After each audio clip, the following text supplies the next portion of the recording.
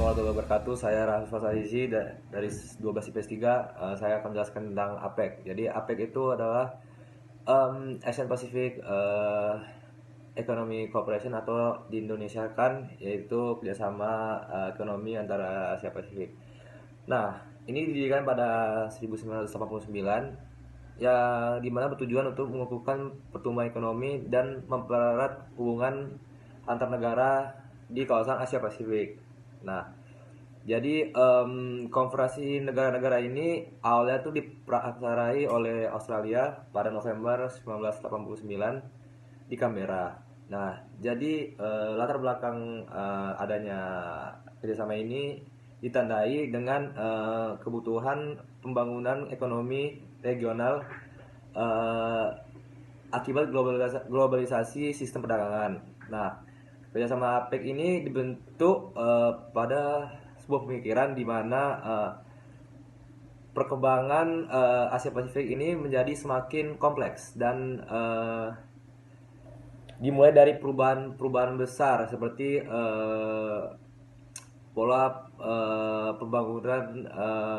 pembangunan perdagangan dan investasi, keuangan dan teknologi, dan pemikiran yang atau keunggulan yang komparatif. Nah, APEC ini dianggotai oleh 21 negara, di mana seluruh negara ini memiliki pantai yang menghadap ke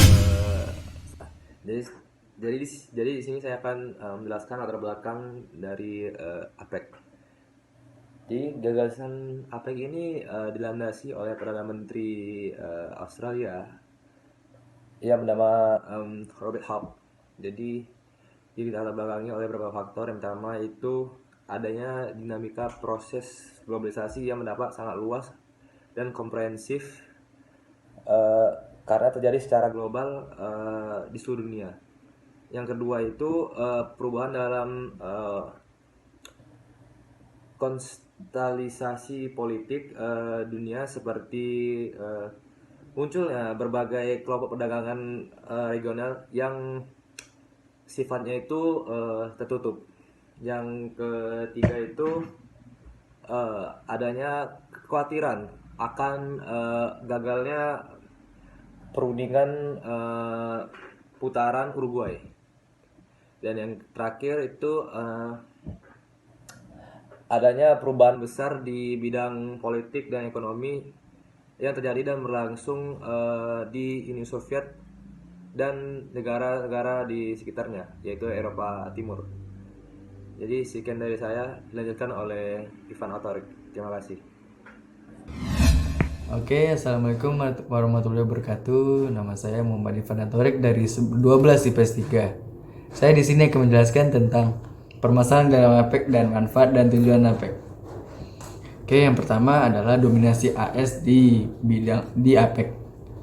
AS dengan kebijakan politik luar negerinya yang mengedepankan power selalu berusaha menjadi controller dalam berbagai forum kerjasama internasional termasuk dalam APEC.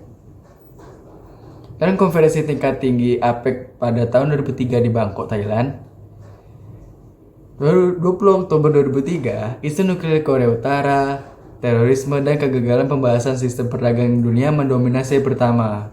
Fakta ini membuktikan dominasi Amerika Serikat atas penyusunan topik yang dibahas di APEC. Bahkan, sebelum pelaksanaan KTT tersebut, Amerika Serikat sudah mengambil langkah awal untuk memantapkan dominasi di APEC. Dalam turasinya sebelumnya, George W. Bush selaku Presiden Amerika Serikat telah mencanangkan penekanan isu terorisme di Forum Kerja Sama Ekonomi Asia Pasifik atau APEC. Sebelum tiba di Bangkok, Bush mendarat di Tokyo, kemudian di Filipina dengan tujuan menggalang dukungan Asia untuk membasmi terorisme. Misi Bush yang lain adalah meraih dukungan soal rekonstruksi di Irak. Bush juga sudah menekankan bahwa dalam pertemuan puncak APEC dia akan menekankan dunia ini masih berbahaya. Ya, tentu saja banyak pihak merasa keberatan dengan sikap Amerika Serikat dan agenda politiknya dalam KTT APEC.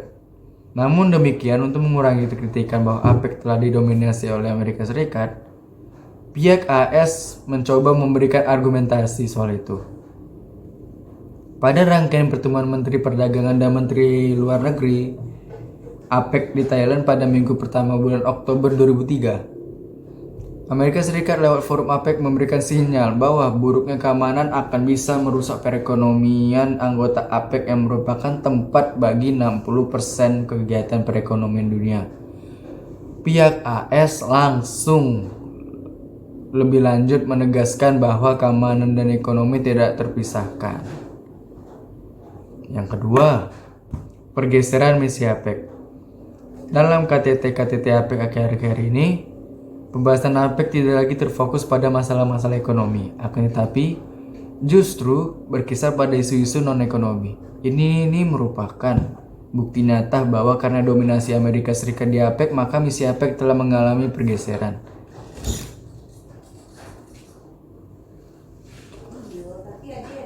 Anggota-anggota APEC sendiri banyak yang telah menyadari pergeseran misi APEC tersebut di atas. Menanggapi pergeseran misi ini, sejumlah anggota forum APEC merasa keberatan karena persoalan keamanan dan telah mengurangi penekanan APEC terhadap perekonomian dan isu perdagangan. Topik non-ekonomi juga mengurangi fokus pembahasan pada penghidupan kembali sistem perdagangan multilateral yang gagal pada pertemuan di Cancun, Meksiko pada awal September 2003. Mahathir Mohamad yang masih menjabat sebagai Perdana Menteri Malaysia pada tahun 2003 itu mengatakan bahwa APEC dibentuk sebagai salah satu kelompok kerjasama ekonomi. Itulah sebabnya Malaysia dan beberapa anggota APEC tidak setuju pengabaian isu ekonomi dengan mengutamakan isu keamanan, militer, atau politik yang bukan merupakan misi APEC. Untuk menjaga supaya APEC kembali pada misi awalnya, beberapa pemimpin negara anggota APEC mencoba mendesakkan pembahasan isu ekonomi dalam pertemuan-pertemuan APEC. Dan yang ketiga dan yang terakhir dalam ini adalah perpecahan dalam APEC. Perpecahan dalam tubuh APEC semakin kelihatan nyata. Pada KTT APEC 2003 saja, terdapat dua hal penting yang mengindikasikan adanya perseteruan dan perpecahan dalam tubuh APEC. Seperti biasanya di sela pertemuan APEC 2003, Amerika Serikat mengeluarkan pernyataan diplomatik yang dapat membahayakan keseteruan anggota-anggota APEC. Dalam KTT APEC 2003 lewat Condoleezza Rice yang waktu itu menjabat sebagai penasihat keamanan nasional Bush, AS mengecam PM Malaysia. Kecaman ini dilontarkan AS hubungannya dengan pernyataan Mahathir Mohamad pada KTT Organisasi Konferensi Islam atau OKI bahwa Yahudi mengatur dunia secara tidak langsung. AS mengatakan pernyataan Mahathir seperti itu bukan hanya terjadi sekali, tapi sudah beberapa kali, dan AS tidak dapat mentolerir pernyataan rasis semacam itu. Tentu saja pernyataan AS ini menciptakan suatu perseteruan diplomatik antara AS dan Malaysia. Bila hal ini dibiarkan saja, besar kemungkinan bahwa kemanusiaan antara anggota APEC dapat terganggu.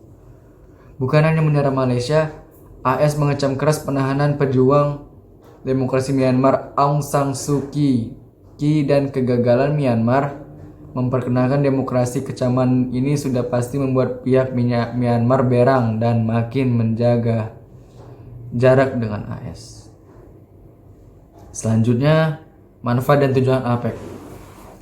Nah, tujuan APEC ya di sini ya untuk meningkatkan kesejahteraan dan pertumbuhan ekonomi di kawasan Asia Pasifik dan meningkatkan kerjasama ekonomi melalui peningkatan volume perdagangan dan investasi. Ya, selain itu ya APEC bertujuan untuk memperjuangkan kepentingan ekonomi di kawasan tersebut di tengah-tengah perkembangan ekonomi internasional. Ya, untuk mencapai tujuan tersebut, APEC melakukan kerjasama dalam 3 ruang lingkup yang disebut dengan 3 pilar kerjasama APEC. Ketiga pilar ini ada liberalisasi perdagangan dan investasi, fasilitasi usaha, kerjasama ekonomi dan teknik. Manfaat APEC itu ya sebagai berikut. Kerjasama dari APEC memberikan manfaat bagi negara anggotanya, terutama anggotanya yang sedang dalam kondisi berkembang dan termasuk Indonesia juga. Membuat harga barang dan jasa menjadi lebih murah. dan dapat meningkatkan kemampuan untuk lebih berpartisipasi dalam meningkatkan ekspor. Yang kedua, APEC juga memberikan manfaat bagi negara anggotanya dengan menciptakan lebih banyak lagi kesempatan pada tempat kerja. Yang ketiga, manfaat APEC bagi para anggotanya selanjutnya adalah untuk meningkatkan perdagangan bebas di kawasan Asia Pasifik. Yang terakhir, bermanfaat dalam meningkatkan arus barang dan juga jasa sekaligus memajukan pertumbuhan ekonomi negara anggotanya. Oke, segitu saja. Terima kasih. Assalamualaikum warahmatullahi wabarakatuh.